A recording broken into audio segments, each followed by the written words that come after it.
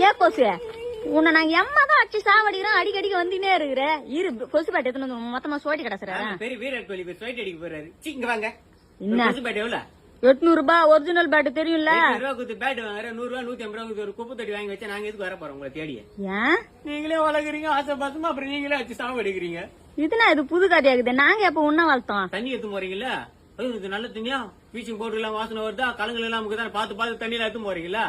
அது குளிக்கிறீங்க, பாத்துருக்கீங்க, அப்படியே அப்படியே ரோட்லயும் கூட்டவே அங்க சேர்த்து வச்சிருங்க. அதுல இருந்து உற்பத்தி யாருக்கும் தான் நாங்க. சரி வளர்த்துட்டீங்களே, எங்களுக்கு சாப்பாடு இல்லைன்னு சொல்லிட்டு ஏதோ அப்பா அம்மா வீட்டுல இருக்கிறீங்களா, இத்தனோண்டு ரத்தம் எடுக்கலாம்னு வந்து இப்படி கொத்துறோம். எப்படி ஓதுறமா அப்படியே வச்சு சாவடிச்சிருங்க. விரிச்சா மாரி கை கால விரிச்சா மாரிக்கு. ஐயா நீ நீங்க இப்படிதான் வச்சு சாவடிப்பீங்களா? நீ எங்களை கடிச்ச உடனே எங்களுக்கு எந்த பிரச்சனையும் இல்லாம இருந்தா எங்கன்னா கடிச்சுன்னு போன நாங்க தான் விட்டுருவோமே.